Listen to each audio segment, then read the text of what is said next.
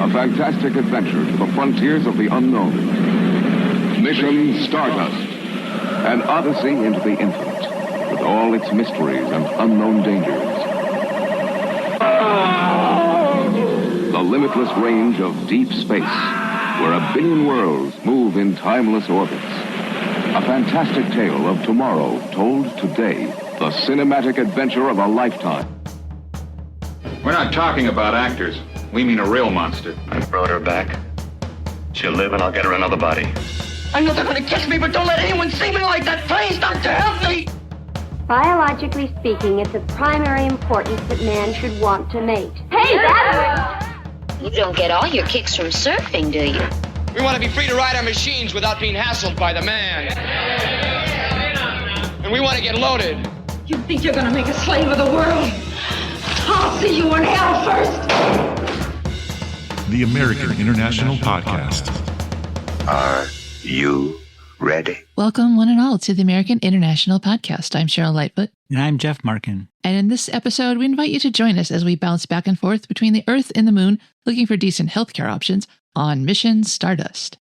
Mission Stardust, also known as 4321 Morte in Italian and Harry Rhodan, SOS aus dem Weltall in German, was directed by Primo Zeglio from a screenplay by Karl-Heinz Vogelman, Sergio Donati, and the aforementioned Primo Zeglio, and was based on the first in the series of novels about Perry Rhodan by K.H. Sear and Walter Ernsting, writing under the pseudonym of Clark Darlton. It was produced by Ernst R. von Toomer for PEA Cinematographica Constantin Film and released as part of AITV's fantastic science fiction theater package. Mission Stardust stars Lang Jeffries as Major Perry Rhodan, Essy Persson as Commander Thora, Luis Dávila as Mike Bull, Pinkas Braun as Arkin, Stefano Sibaldi as Dr. Frank Haggard, Daniel Martin as Captain Flipper, Joachim Hansen as Dr. Manoli.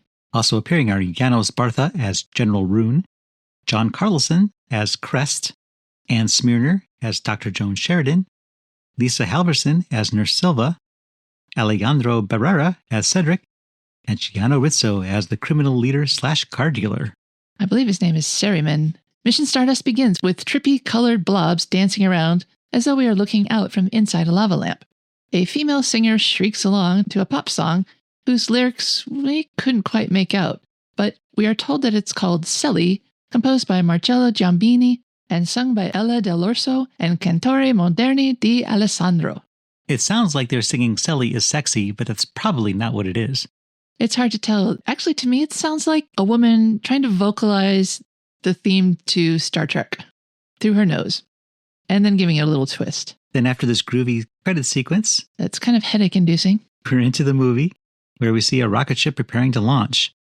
But we don't linger. We're going into a board meeting of scientists, I guess, or board members of the National Aeronautics Space Administration or something. They're bigwigs because they're wearing suits. They're not astronauts. There's a lady in a mink coat, but for some reason it seemed like perhaps it was a press conference to me. And maybe they were journalists. It is never explained, so anyone's guess is as good as ours. Anyway, the man running this meeting is pointing to a picture of the moon's surface, in particular to a crater where the rocket ship we saw earlier is scheduled to land.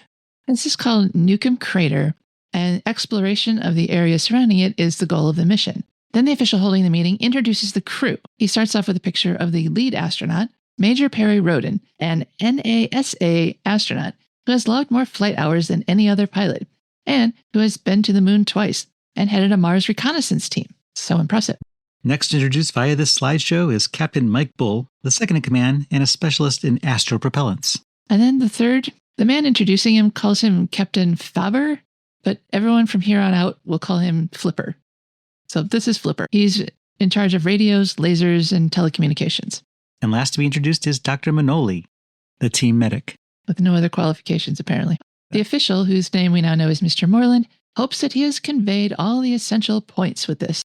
One of the people listening, perhaps a reporter, perhaps not, asks what essential points, but the official has spilled all the beans he's going to spill. An intercom buzzes, so he doesn't have to talk to them anymore. He picks up the phone, and this leaves those in attendance to talk amongst themselves. And the consensus between them is that they're not being told everything about this Mission Stardust. Moreland ends his call to tell all gathered that the countdown is on, and it's 38 minutes to liftoff. On board, Major Perry Rhodan is ready for takeoff, and it's a good thing too because it's time for that liftoff. And the rocket is launched with no trouble. It flies past us and definitely does not look American or like the rocket that we saw at the beginning of the movie. There's some weird symbols on the side that look Eastern European. Back at Mission Control, the ground crew congratulates themselves on another perfect launch, and they're reminded by their superior that the details regarding this particular mission are to be kept private. And this is a real record scratch moment, because now we're at a poolside bar where some rich guy with a puppy is getting a manicure. But this doesn't appear to be a hotel of any kind. This appears to be his place. Arkin's bartender and number one guy, Cedric, presents him with a drink. Meanwhile, we were both distracted by the guy in the background who's jumping rope and shadowboxing beside the pool. Arkin is very interested in the Stardust mission. Knowing this, Cedric presents him with a tape recording that has been intercepted from a secret meeting of NASA officials. They're sending Stardust to the moon to excavate some unknown metal with a density greater than cobalt and lithium. This metal will prove to be quite valuable. Cedric thinks that Mr. Arkin already knew this, and Arkin says he did. Two of them plan on taking this metal, even though the moon is far, far away. Going to the moon after it himself isn't practical, so he'll just let the NASA crew recover it for him, then he'll take it from them. That seems like the best plan of action. Another flunky comes up to report that the Coast Guard has captured some of their men during a drug bust. Arkin recommends an explosion in the engine room, so none of the hands make it back to port where they could blow their organization wide open with the police. Arkin's manicure is now completed, and he shows off the work to Cedric, and they share an evil laugh. Aboard the rocket, Rhodan asks his crew for a report, then he radios down to Mission Control. The landing phase is starting, descension has begun, and they will begin the second phase during their third orbit. And then the computer goes haywire, and they have to go to manual control. It seems dicey for a second, but then they land safely. But back at Mission Control, they have lost contact with the ship. One of the officials says that there is a radio in the lunar rover. If there's anyone left alive to use it, then they'll hear from them. Meanwhile, the astronauts have all gone out onto the moon's surface. They're examining the ship for damage, trying to figure out why their computer systems went loopy. Rhodan and Bull decide they're going to take their little space car/moon rover to the side of the moon, facing the Earth, to try to make contact. And they get a nice view of the Earthrise on their journey. And they just leave Flipper there to go back up to the ship alone. They try the radio, but a burst of interference blocks any signal. Captain Bull is beginning to feel unwanted and says it's impossible that there's anyone else there. Rhodan reports that the motor on the Moonmobile is also fried, so they get out to walk. Rhodan and Bull exit the rover, and as they look back upon it, it starts to glow and then vanishes altogether. They both shrug and walk on. What are you going to do? Well, there's a screechy, pulsating sound, too, through the lack of atmosphere on the moon. So we have to hear that at least. But lo, a few steps away, they see they aren't alone. There's another spacecraft there that is obviously not of this Earth, or their Earth. As they approach the craft, they see an entity exiting it. Bull pulls out his ray gun, and this mysterious entity lasers it with his eyes, and the gun vanishes. I think it got really hot first, and he had to drop it. And then this vaguely humanoid creature demands that they follow him. So they get in an elevator that will take them up to the ship. Once inside, this strange man tells them that they can remove their helmets, and Rhodan and Bull do so, and breathe in the fresh manufactured air. No questions asked. If some alien thing that just shot at me said, "You can take your helmet off here," I'd want a secondary source for that. Rhodan asks why the man doesn't take off his helmet as well, or does he require different air? The man removes his helmet and his entire face with it. Turns out he's a robot. Yes, but he has human eyeballs and dentures. And he's kind of showing off right now. A voice beckons them into another room, so Rhodan and Bull follow the voice. And they find what appears to be an older humanoid individual and a blonde female. The old man's sitting in the command chair, and the blonde woman is standing behind him. The man tells his robots, because now there's more than one, to scuttle off elsewhere. Rhodan asks if the old man and the woman are going to remove their heads too, but the old man says that they always use robots to greet other races, since they cannot predict their reactions. Yours was an aggressive reaction, typical of primitive races, says the woman. Bull takes offense at this, but Rhodan steps forward and says that they were the ones with the aggressive attitude, taking over their ship the way they did. The woman says they simply took over control of their ship, nothing aggressive about that. And they were in no danger. The old man already knows who he's speaking with. He intercepted their radio signals, saying that he had to make sure that when they found themselves in a strange but inhabited solar system, the other beings there were safe. The old man introduces himself as Khrest and the woman as Thora, commander of this ship. Rhodan compliments their grasp of the English language, and Khrest says they have been stranded here for about 5 or 6 Earth months, which gave them plenty of time to learn the Earth's languages. It wasn't hard to learn the babble of savages, says Thora. Rhodan counters that all their smarts haven't allowed them to repair their ship, and Khrest tells them that when they crash, they damage the section housing the robot repairman. Thora says that also, Khrest is sick and grows worse each day. Rhodan asks if they have a doctor on board, and Thora says they've never even needed that word, as their race long ago conquered all known diseases. Must be nice. Rhodan offers Khrest and Thora the services of their ship's doctor, as their species are apparently similar to each other. Only on the surface, snarks Thora. Rhodan says that their race usually has the males treating the females with respect, but he's willing to make an exception for her. Khrest tries to bring the temperature down a bit by saying that Thora didn't mean to offend, and accepts their offer of help. Rhodan says, great, let us go and we'll go get the ship, but Thora says that she can get their doctor there in a second. They don't have to do anything. Back in the Stardust, Flipper and Manoli are waiting for a signal from Rhodan and Bull. Suddenly the rocket starts moving. It's now launching, but it rises vertically, then moves horizontally above the moon's surface. And it parks itself near Thora and Khrest's spacecraft. Now we're on Earth, where Arkin is wearing a tuxedo and Cedric is dressed like a cater waiter, and they're talking about Mission Stardust. He has a control room in his mansion and a man manning communications system, listening for any word from the ship. They haven't intercepted any further signals, however, from the Stardust mission, and the last word is that the ship has crashed. Cedric says it's a pity about the advance that Arkin had given his man for this, but Arkin isn't concerned. Perry Rhodan is up there, and he has a reputation for getting out of tight spots. Arkin rewards his communications guy with a cigar and tells him to keep his ears open. Oh, a cigar. How does he know that was never in his mouth? Guy looks pretty skeptical, and I don't blame him. Back on the Archon spacecraft, Dr. Manoli diagnoses Khrest with leukemia and says it's extremely serious. Thora isn't convinced because humans and Arconians aren't the same species, but Dr. Manoli says they're similar enough. But the ancient race of the Arconians are genetically more degenerate than the Earthlings, who are a comparatively younger species. And because of this difference, it turns out the Arkans are more susceptible to disease. So much for the theory of evolution. It's de-evolution. And Khrest agrees that their civilization has been around for 10,000 years, so genetically they are used up. Just because their civilization is X number of years old doesn't mean the species is that old, but maybe it does. Rhodan asks Manoli if there's not anything they could do for Khrest. Manoli says possibly. There's a Dr. Haggard in Mombasa, East Africa, and he has developed a leukemia serum, though it's still in the testing phases. Rhodan asks Khrest how he would feel about visiting Earth. Khrest says he would very much like to do that. Then Rhodan asks Thora if he might speak with her alone, and she has him follow her into another room. While this is happening in the background, Khrest goes back to Manoli, and they start saying lines that they've already said earlier in the movie. Which is extra strange because it's dubbed. Yeah, it's dubbed. Thora takes Rhodan to her quarters.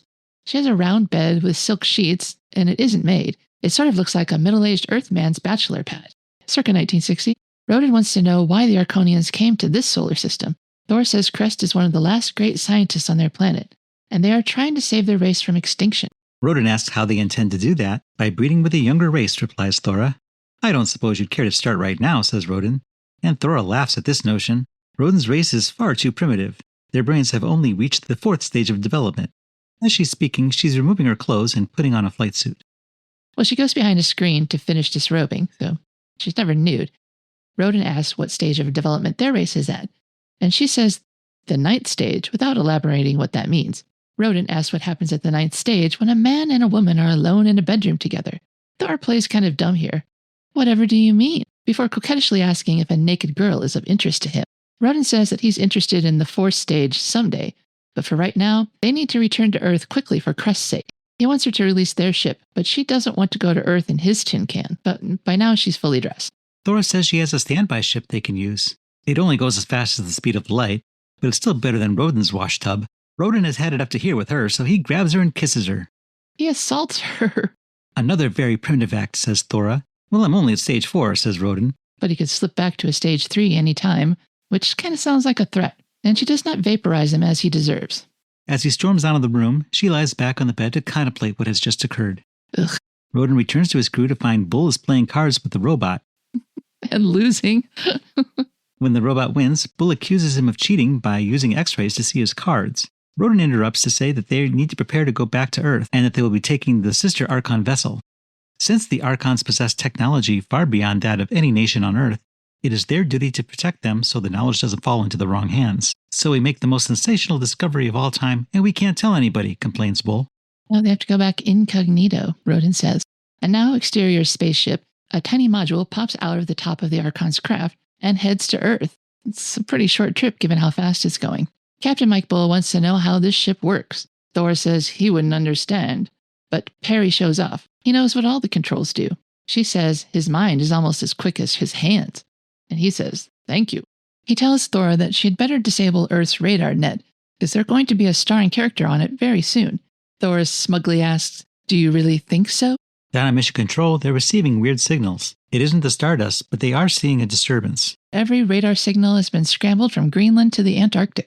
Thora's vessel approaches Earth, streaking across the blue sky, and finally lands in the East African desert. An army crew is already at the site and watches it land.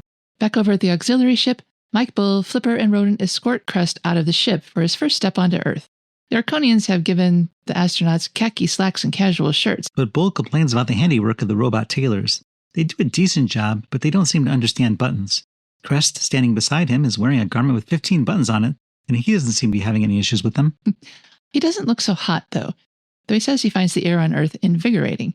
We find out they're about 400 miles from Mombasa.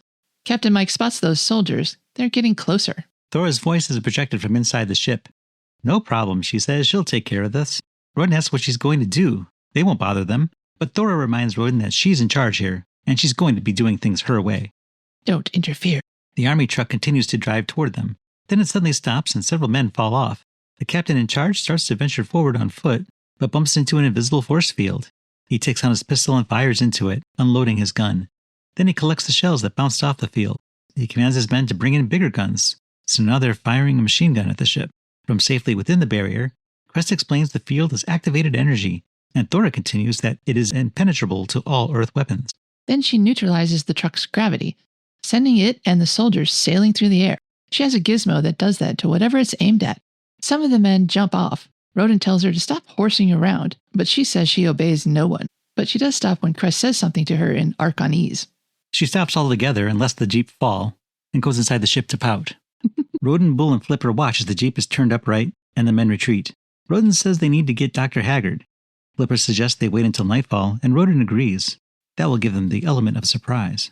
And now we're on the Arconian ship where an astronaut, whose face we don't see, goes up to the console and sends a message, which, in the next scene, is picked up by Arkin's man, who informs Arkin. The message confirms that Rhodan is alive. Arkin calls someone else named Philip, telling him to get a hold of the Mombasa office and to fire up the Cessna. He's going to East Africa. By now, the East African Army captain has reported back to the headquarters, and General Roon is letting him have it. The lieutenant comes over to inform the general that they have confirmed the existence of a strange object on the Serengeti. The general wants to go down there and blast through himself. The captain says, with all due respect, that he won't be able to get past that barrier. We'll see about that, says the general. Back at the Archon ship, Rhodan lays out the plan for Thora and Major Bull. Thora can drop Bull and Rhodan off near Mombasa and then return there with the ship. Rhodan asks Thora if she can move them the way she moved the starship back up on the moon, but Thora says the device that did that is too large for this ship. That one's still on the moon in the mothership, so Mike and Bull will have to get a hold of a car to go get Haggard. Then once they have him, they can rendezvous outside of town in the Moraine Swamp for a pickup.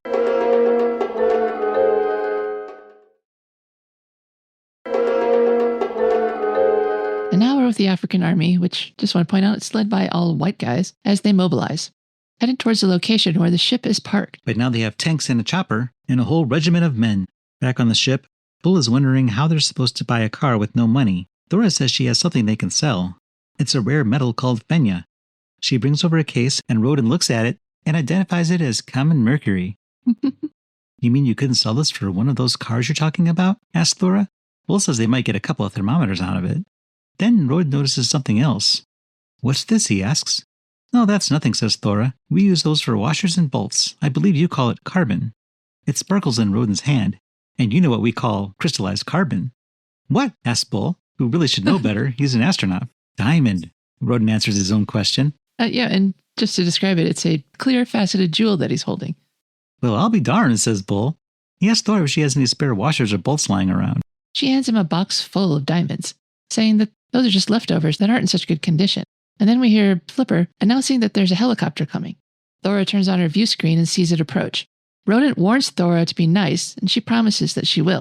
As the helicopter approaches the ship, General Roon demands that the pilot go faster, but the pilot's afraid of that invisible wall. Don't tell me you believe in that rubbish, the general starts. but the chopper suddenly experiences motor difficulties and a landing is necessary. It lands without a hitch, yet the general tells the pilot that there will be an official inquiry about his incompetence. Just kind of floated to the ground. I don't think they landed it. I think Thora did. Then they see Thora exit the spacecraft, so the general starts walking towards her, announcing his rank and position as he does so. And then he demands to speak with the commanding officer. When he finds out it's Thora, he scoffs. A woman in command? That's the most absurd thing he's ever heard on this world. Thora says, well, it's a good thing she comes from another world. General Roon says, we'll see about that, and barks at her that she and her war machine are trespassing on this land. Interesting, says Thora. Does this mean that we are at war? She tells him he's in a barrier of energy, so he'd best be careful of how he proceeds. He warns her that he has troops surrounding her and her flying object. She asks if he has troops in the mountains as well. He admits that he hasn't. Then she suggests he might want to watch that area. General Roon sees Thora going back into the ship and smirks that she's retreating from him. But once inside, Thora blows the mountains all to hell as the troops watch, dumbfounded. There's a hot, molten mess where the mountains used to be, which then starts to crystallize. Just a molecular alteration, explains Thora. So the general decides they need to hold a meeting to discuss their options, because this is something they have never encountered before. So now we're at an airport in Mabasa, where Arkin and his puppy and Cedric have just landed. Arkin's flunky in Mabasa is there to greet him. He reports to Arkin that the spaceship took off a few minutes ago. Magnificent, says Arkin. They'll be flying right into his trap. As for the spaceship, it's flying across the East African skies, and it's not going unnoticed by the locals. It lands near a cove where two crew members are unloading or loading from a small fishing boat. One of them says, we should call the police, and they both scamper off. On the ship, Thora gives Rhodan a device that has 3 buttons and a little TV screen. The first button activates a personal bubble of protection.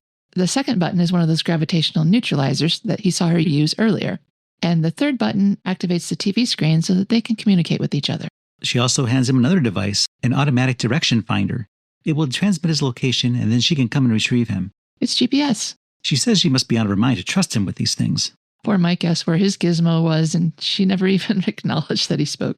Of course, she's only doing this for Khrest's sake. And now I believe we're at the presidential palace, where General Roon tries to explain what they're doing about that spaceship. He says he's still in the discovery phase of what the ship's capabilities are. A call comes in, and the president takes the call, and reports to the others that the ship has landed near Mabasa, 2 men disembarked, then it took off again. The general takes this as good news. They have every road blocked, so they should be able to find those 2 men easily. He promises to blockade the town and catch anyone who asks suspiciously. So I think they're just looking for suspicious actors. But anyway, now we're in town, where Mike Bull is jonesing for a cigarette, but his attempt to pay 1 diamond for 1 cigarette is met with understandable skepticism by a street vendor. Perry collars Mike and tells him to cool it, or they'll never get to Haggard. And then another man stops Perry and Mike to offer them fun with some, quote, very young girls, very young. And this made me so mad. If Rhodan is a true hero, he'd beat the shit out of this pedophile enabler right now, but he doesn't. The man says he also has hashish, or really whatever Rhodan wants, but all Rhodan is interested in right now is a car. So the man offers to take them to a car dealer. They go to the lot, and Bull picks out a Land Rover and starts it up. The dealer says they picked out a great model, but this one is very personal to him. Rhodan says he understands and turns to leave, which starts the official bartering process. They dicker over the price, but when Rhodan offers to pay in diamonds, the dealer, whose name is Sheridan, says that those stones need expert examination. He invites them back to his office, and then tells the street creep to inform the others, and the creep runs off. Sheridan gets out a jeweler's loupe and looks over a diamond. Perry says that one alone is worth over 1,000 pounds. But the one they showed him outside was larger. He wants to see everything they've got.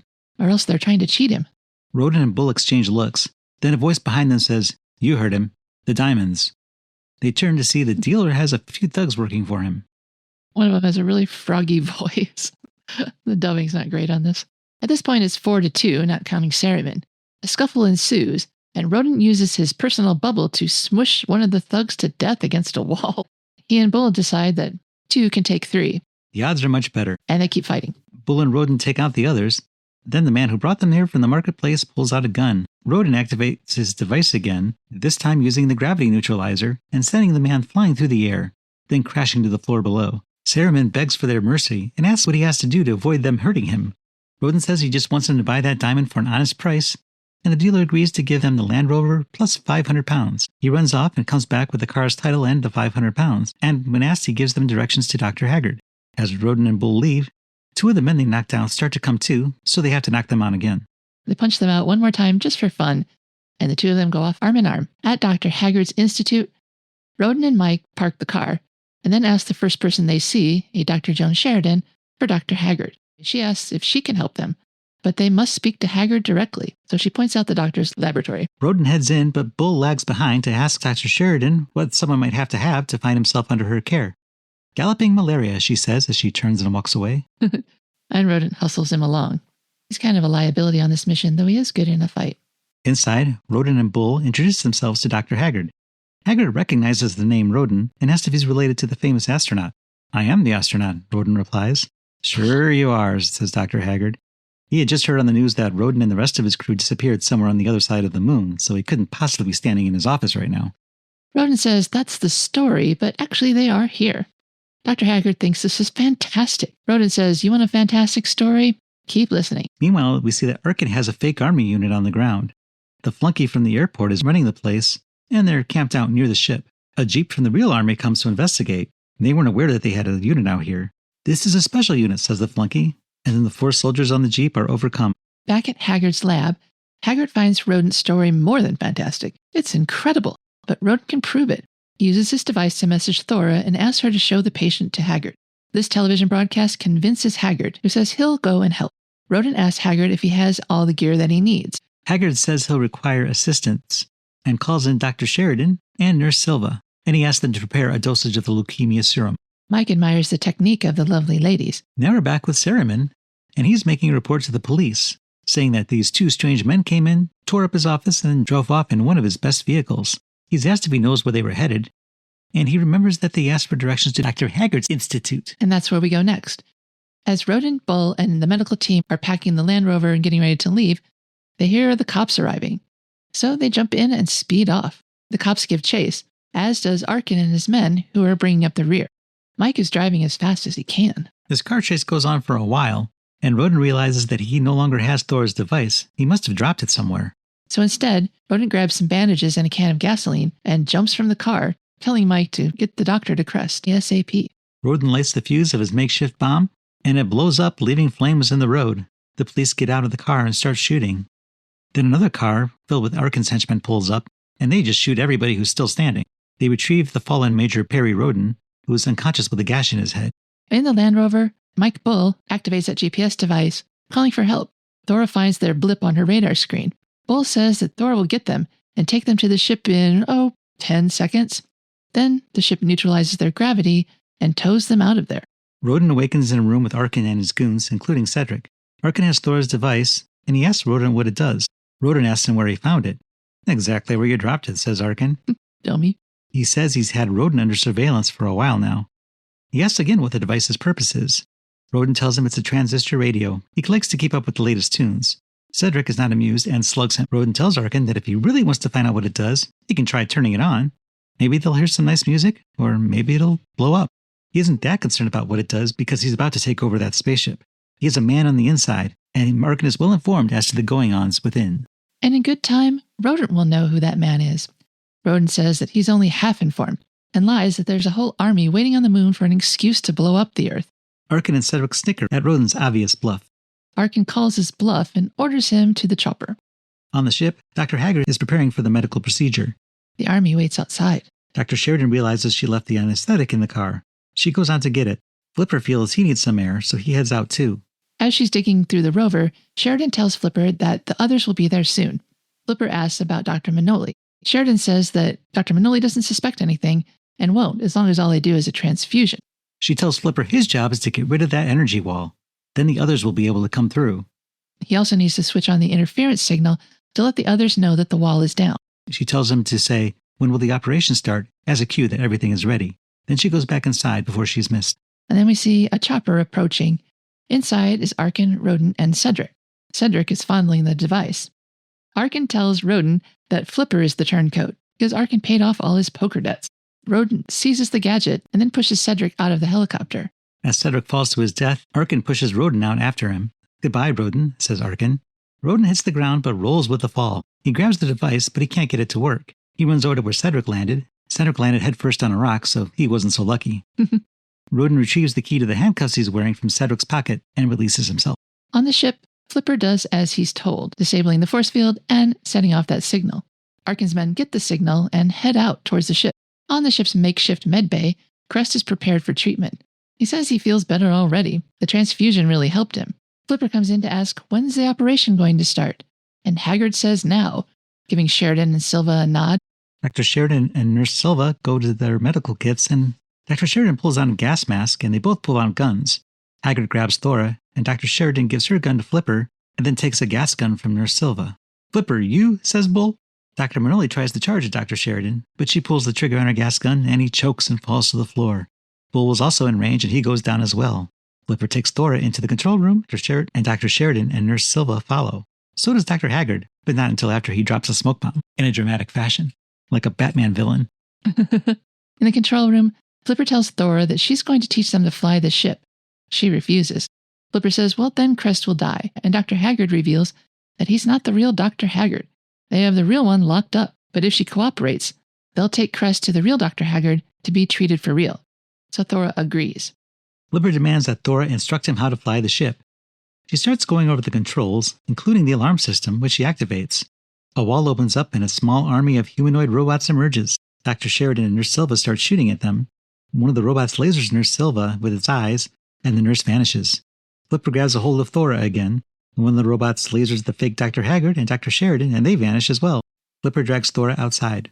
Flipper and Thora struggle in the dirt until he knocks her out, and then he throws her into the back of the Land Rover. He gets in, and then we see Flipper passing 2 jeeps going towards the ship as he drives away. In these jeeps, it's Arkin's fake army crew, and they buzz through the now closed field. As they approach the ship, one of the robots lasers all of them and their vehicles. Now the real army is shooting at the vessel, and Rhodan is running through the barrage on his way back to the ship. He runs inside, and the robot follows him. The army continues shooting as Rhodan reactivates the wall of energy. Seeing that their artillery is bouncing off the field, the general orders a ceasefire. Rhodan goes into the surgical room, where a robot hoovers up all the remaining gas. Rhodan wakes up Mike Bull and Dr. Manoli. Back with Flipper, he finds Arkin, who's been waiting for him. And Arkin is pissed. Their plan was perfect. But then Flipper shows Arkin Thora is still out cold in the Land Rover's trunk, so Arkin forgives him. They can still pull this off, using her as a hostage. So for now, they're going to go hide out on his island. Back on the ship, Dr. Manoli is checking on Khrest. He says the transfusion they gave him saved his life. Bull can't believe Dr. Haggard would betray them like that. Rhodan says that likely wasn't really Haggard, and Rhodan tells him that Thora has been kidnapped. And Khrest requests that they help him get to the control room. They'll be able to track her if she uses that position localizer GPS thingy. Now we're at Arkon's palatial home. Thora is brought in, where Flipper, the real Dr. Haggard, and some thugs are sitting on couches. Arkin has Thora's belt. He's holding something with a button and wants to know what it does. She just smiles at him. Flipper picks up the device and says it would be easier just to push it. And he does, despite Arkin saying, no, don't touch that. You idiot. But nothing happens. But it does make Thora grin even wider. On the ship, they are now receiving Thora's signal, and they can go and retrieve her. Back on the island, Arkin tells Thora that she seems to see herself as superior. He says she is a beautiful woman and suggests she might not like to be permanently disfigured. She replies that no man could ever suggest such brutality.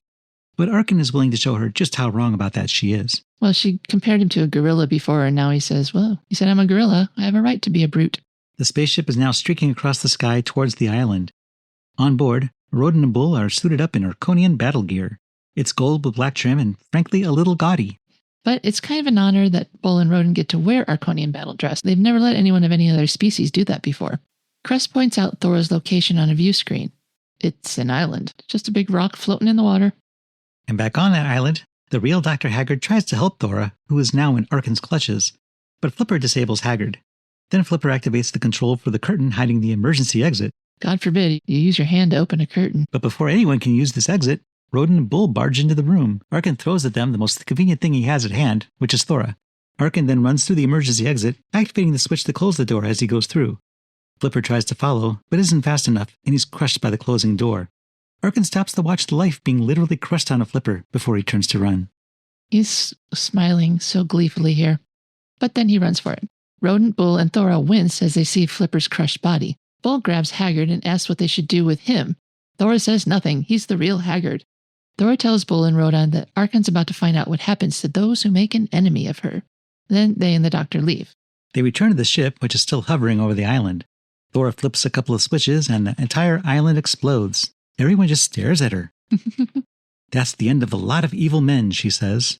Oh, is that so? Says a voice behind them. Arkin has just entered the control room and he has them all at gunpoint. He has everyone back up against the wall. He has Thora's belt, which he used to transport himself onto the ship. Arkin says that it's ironic that with all their advanced weaponry, that they're being defeated by this Earth antiquity of a handgun.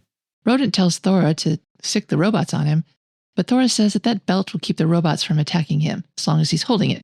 Rhodan says that there's one weapon that he can't fight, though. It's a little something called courage. He steps forward, as do Bull and Manoli. Arkin can shoot one of them, but he can't take all three. Rhodan pulls up Arkin's arm as Arkin pulls the trigger, so his shot goes upward and misses everyone. As Arkin is pushed into the wall, Thor opens the compression exit and sends Arkin hurtling out into space. Rhodan tells her to open the door, but she refuses.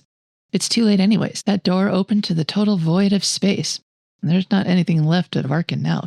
The pod returns to the main ship. The real Dr. Haggard says that Khrest is looking well, and that he's glad those crooks brought the right serum with them. Bull has been preparing the Stardust for liftoff. She's ready to go, she's just in need of a crew. He gives Dr. Haggard his spacesuit, probably Flipper's old one. He doesn't need it anymore. Khrest asks them to come back soon, and Bull tells them they'll be back as soon as they've collected the materials to repair his ship. Mike says that compared to the Arconian vessel, their ship is like an old bicycle. But the human race is probably too young for such knowledge as the Arconians possess. Khrest says that he's too old, but he dreams of a union of their two races. Bull asks Khrest to grab a couple of Arconian girls like Thora for him the next time he's back there. Then he goes off to find Rhodan. He finds him in Thora's quarters, the two of them engaging in the primitive act of kissing. Bull turns around back to the others. Oh boy, I hope you meant it, he says to Khrest. The experiment has begun. And then we see the Earth rocket blast off and leave the planet, and we don't know who's on it, and that's the end.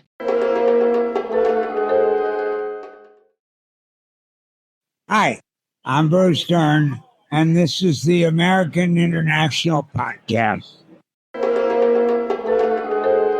Welcome back to the American International Podcast, where we're talking about Mission Stardust from 1967. Mission Stardust was filmed on Spain's Canary Islands. And that's all the production information we have. But we do know that the stories and characters in Mission Stardust were based on the Perry Rhodan Heir to the Universe series of novellas published in Germany beginning in 1961. It was originally a serial novella published weekly in a digest or a magazine format by Pavel Miwig-Verlich, a subsidiary of Bauer Media Group. And by 2019, the group had published 3,000 booklet novels of the original series, 850 spin-off novels of the spin-off series Atlan, and over 400 paperbacks and 200 hardcover editions, totaling over 300,000 pages. The first novella was called Unternehmen Stardust, which could be translated as Enterprise Stardust, Enterprise as in company or a business. There were several authors associated with the series, with K.H. Shear and Clark Dalton credited on the cover of the first one. The first 126 novels in the series were translated into English and published by Ace Books between 1969 and 1978. By 1986, the series had sold 1 billion books worldwide. A review of the first Ace release, published in the Northwest Arkansas Times in June of 1969, said that there are more than 500 Perry Rhodan clubs in Europe, and that 130,000 copies of his latest adventures are published every week. The series was rebooted in Germany as Perry Rhodan Neo in 2011 and began publication in English in April of 2021. Though there's no citation on this in Wikipedia, it may be the most successful science fiction book series to date, with over 2 billion copies sold. Mission Stardust appears to be the only Perry Rhodan feature film made, but the character has appeared in comic strips, video games, audio plays, and was the inspiration for music by Christopher Franke, formerly of Tangerine Dream, who released an album called Perry Rhodan Pax Terra in 1996, composed of music inspired by the Perry Rhodan epic. The character is also the inspiration for Perry Rodent, the mascot of the annual science fiction convention Bubonicon, held in Albuquerque, New Mexico every year.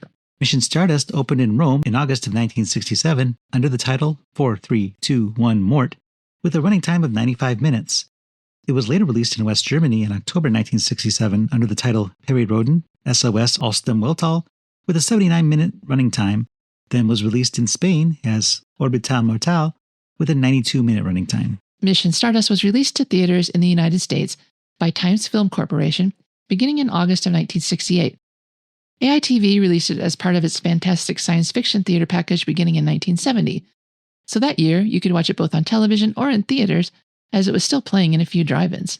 Box Office Magazine recommended theater owners play up the science fiction aspects owing to the popularity of the recently released 2001 A Space Odyssey, or to promote that Essy Persson, known in the States for her appearance in I, a Woman, and Therese and Isabel, appears in the film. Taglines for Mission Stardust include, the science fiction film that staggers the imagination. Come along on a fantastic space adventure. Meet the beings from another planet and their miraculous weapons. 4 men and 1 woman on the moon. The Box Office Magazine review states, probably the most noteworthy feature about Mission Stardust is that star Essy Persson sheds not a stitch of clothing. Apparently thoughts of love just don't cross the mind of people from her advanced planet, so when she finds herself stranded on the moon, she confronts some visiting American astronauts with all the allure of a chromium refrigerator. There are lots of special gadgets used to sustain interest, a minimum of gory violence, and some outlandish special effects, but fans of the genre won't be bothered much by these factors or the poor dubbing. There are some charming robots which are hard to distinguish from the cast members. The reviewer in the El Cerrito, California Journal said the twin bill of sci-fi fare that included Mission Stardust was good for mostly laughs, and that Mission ought to take the Camp Award for this year. It has an evil Italian criminal type, complete with pet dog, trying to take over the world through mafia methods, such as bribing one of the crew of a mission to the moon. You just won't believe it. Remember all those wonderful Japanese monster movies of a few years ago? The ones that keep us laughing on The Late Show? Well, this is worse. When you see the decent special effects in Voyage to the Far Side of the Sun, then get a load of the control room of the Mission Stardust moonship, you'll laugh and laugh. The moon has a bright bluish sky with purple haze, and all the flying things wobble. And there's a Barbarella-type theme song and a light show, and... That's where it ended. Don Sharon in the San Antonio Express-News reviewed the Rhino release of Mission Stardust in October of 1988, calling it, quote, a great reminder of how far the movie industry has come from suspending UFOs on wires. The film is unrated. That doesn't mean it's a sci-fi flick with skin. The alien female unzips her uniform. That's as close as it comes. Lo and behold, alien females, or at least this one, wear brassieres, but that's the limit. It's no Barbarella, but it's a great way to waste away a Sunday evening. Well, Jeff, inadvertently, we have done 4 space movies in a row. We didn't plan it that way, it just happened. We had 3 voyages into space, we had things coming from space, hitting Earth. We've just done a lot of interstellar travel the past month. 2 appearances by Ann Smyrner. That's right. She was in this week's and she was also in Journey to the 7th Planet. Yeah, this is her 4th and I believe final time we'll be seeing a film with her in American International Podcast. I know she was in Reptilicus. What was the other one? She was in House of $1,000. Oh, yuck. This movie is less a space movie, though, than a pulp fiction action movie. And we spend more time on Earth than in space. A lot more time. And given that, I find it hard to believe that they haven't tried to make more movies with this Perry Rhodan character, because he seems made for film. He does. I read somewhere that fans of the Perry Rhodan series pretend this movie doesn't exist, though, because it's so bad. But this is all they've got. I know. Well, they have the video games, and they have audio plays, and they have their books. There's probably enough books to build a library out of. Right, but the idea of a successful book series existing and nobody trying to make a movie out of it, it just doesn't even feel right. Well, I can't speak for 1970s, but I think if they wanted to do that today, they might have to update some of the pulp fiction hero tropes that we see in this movie, where our hero is all fists and guns and not brains. He forces himself on women, but he gets the girl in the end. Some of those tropes are just really antiquated. Maybe it's a simple matter of not being able to pull off the effects necessary in a believable fashion to make the film, because I kind of see him as kind of a outer space James Bond. I see that with the gadgets, but I just don't see him as a spy, though. Well, not a spy, but he's macking on every girl he sees, which in this case is just the one. But then he's an outer space Jim Kirk from Star Trek, which seems kind of redundant. Well, they made a few of those movies. Well, here's what I see. I see them making it with a black woman as Perry Rhodan, and then a bunch of sci-fi guys' heads exploding. But that way you could update the tropes without seeming so very dated. She can get the girl without forcing yourself. I think the special effects in this, I know they're bad, but they're kind of a charming bad. I think it's hilarious when Thora activates the gravity neutralizer and the Jeep goes up and they're still shooting and acting like nothing's happening. It's getting smaller on the screen because it's going up and I guess back, or she's making it smaller. It's really hard to tell. The perspective gets thrown off every time somebody uses that. It really does. It's a repellent. So it is flying backwards. And the guys on the Jeep don't react at first. They just keep shooting and then they just start jumping off.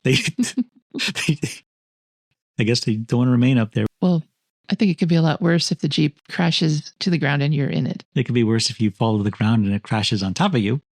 Wow, that's true. I didn't think of that. I never think of these things. They're just kind of silly.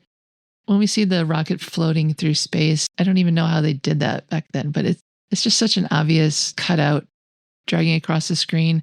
The robot's eye lasers are scratches in the film's emulsion, and that's like a cheap special effect that AIP was doing in the 50s or early 60s. So they must not have had very much money, but I feel like they could have done a little more.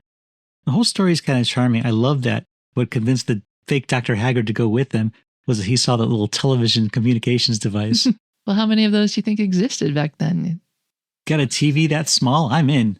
I could put that in my pocket and take it anywhere.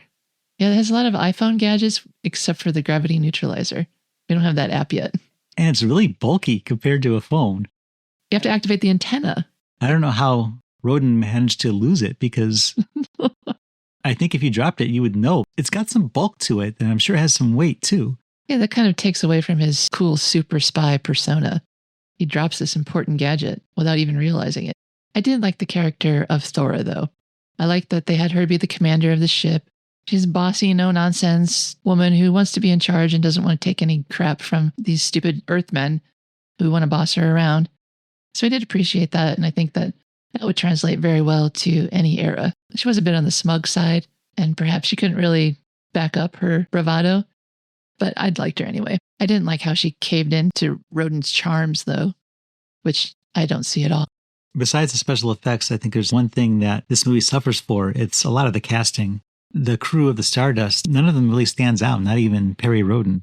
They all kind of look alike. They do. Luckily, they had that slideshow at the beginning that introduced who was who. But even after that, I saw Rhodan and then Bull, and I'm like, those are the same guy.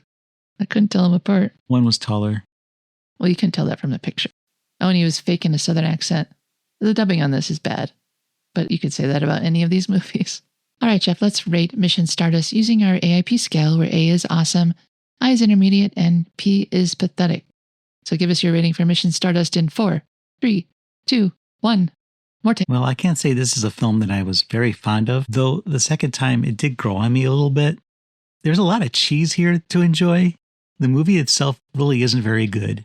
The storyline is not as confusing as some of them we've seen, I guess. That's true. But it's still not very clear. And what isn't clear is mostly Arkin's position and who's working for him, because he has all these cronies everywhere and they kind of just appear, but he never has any interface with them at all.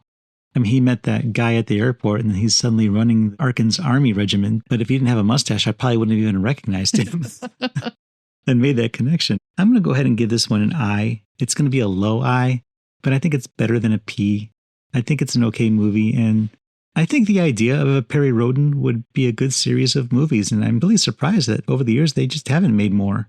This is a mediocre version, but I think they could do much better with the character. I've never read any of his adventures, but he seems like a character that they could do a lot with. So I'm kind of sorry that they never made any more. Although maybe not based on this, maybe another production team, maybe another country doing it might have been better.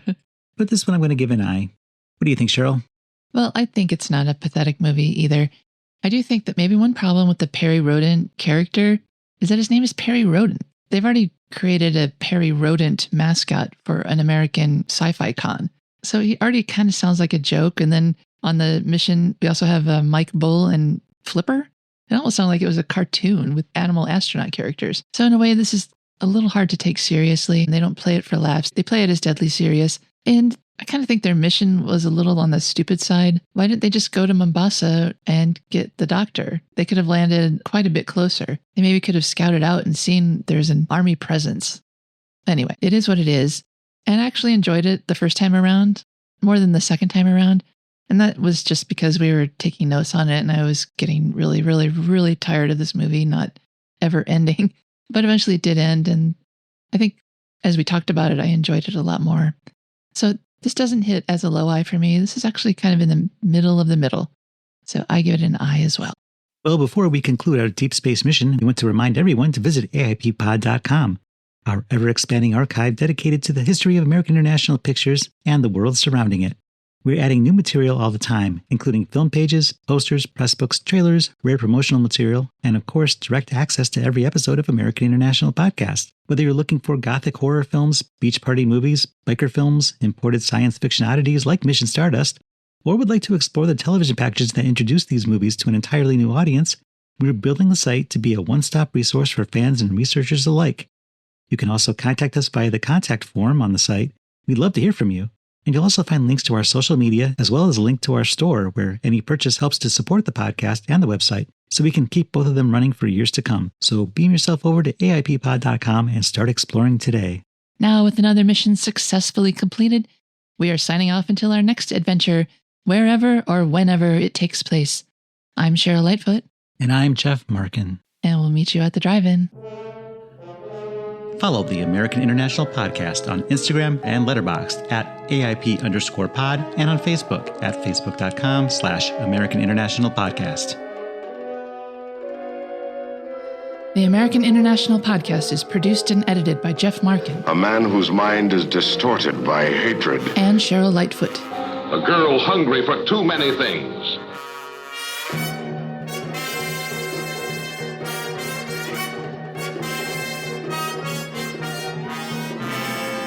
The American International Podcast is part of the Pop Culture Entertainment Network.